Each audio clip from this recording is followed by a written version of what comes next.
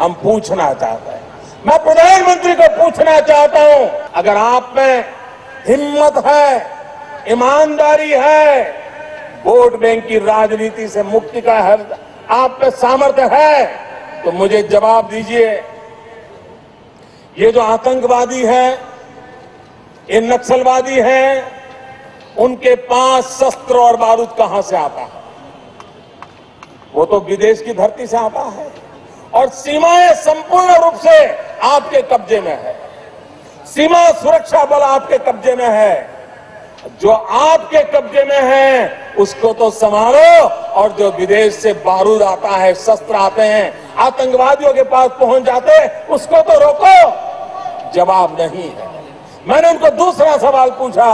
हमने कहा आतंकवादियों के पास धन आता है, हवाले से आता है, पूरा मनी ट्रांजैक्शन का कारोबार भारत सरकार के कब्जे में है, आरबीआई के अंडर में है, बैंकों के माध्यम से होता है। क्या प्रधानमंत्री आप इतनी निगरानी नहीं रख सकते कि ये जो धन विदेश से आकर के आतंकवादियों के पास जाता है, आपके हाथ में है, राज्य उसमें कहीं बीच में नहीं आते, आप उसको क्यों नहीं रोकते हैं? क्यों नहीं पकड़ पाते हो? आप उसके लिए क्या करना चाहते हो? मैंने तीसरा सवाल उनको पूछा कि विदेशों से घुसपैठ ही आते हैं, घुसपैठ ही आतंकवादियों के रूप में आते हैं, आतंकवादी घटनाएं करते हैं, भाग जाते हैं। प्रधानमंत्री जी आप मुझे बताइए, सीमाएं आपके हाथ में है, कोस्टल सिक्योरिटी आपके हाथ में है, बीएसएफ सेना सब आपके हाथ में है, नेवी आपके हाथ में है, ये विदेश से घुसपैठ के कैसे घुस जाते हैं? आतंकवादी विदेशों से यहां कैसे घुस जाते हैं? आप जवाब दीजिए। व्यवस्था आपके पास है, उनके पास जवाब नहीं था। मैंने चौथा सवाल पूछा, मैंने उनसे पूछा प्रधानमंत्री जी बताइए, सारा कम्युनिकेशन भारत सरकार के अंडर में है।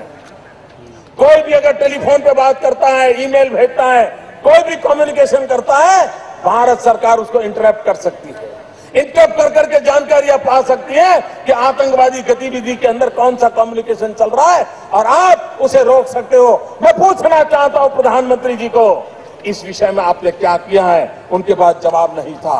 मैंने पांचवा सवाल उनको पूछा, हमने पूछा प्रधानमंत्री जी बताइए कि आप विदेशों में जो आतंकवादी भाग चुके हैं, जो लोग विदेश में बैठ करके हिंदुस्तान में आतंकवाद की घटनाएं कर रहे हैं, उनको प्रत्यारोपण के द्वारा हिंदुस्तान लाने का हमें अधिकार होता है।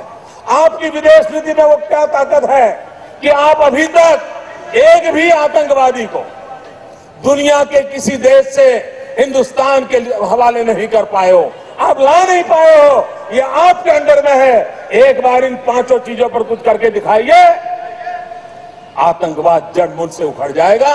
राज्यों के अधिकार हथिया करके राजनीति के करने के खेल छोड़ दीजिए। भाइयों बहनों, दिल्ली की सल्तनत के पास मेरे इन सवालों के जवाब नहीं है। इस देश को आतंकवाद से अगर बचाना होगा, इस देश को नक्सलवाद से बचाना होगा, तो भाइयों बहनों, इस देश के 100 करोड़ नागरिकों ने, 120 करोड़ नागरिकों ने संकल्प करना होगा जीरो टॉलरेंस का।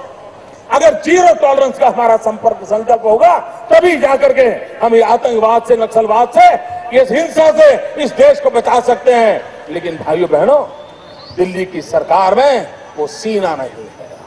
46 इंच का सीना लगता है दोस्तों, तब जाकर ये नहीं कर सकते भाइयों बहनों।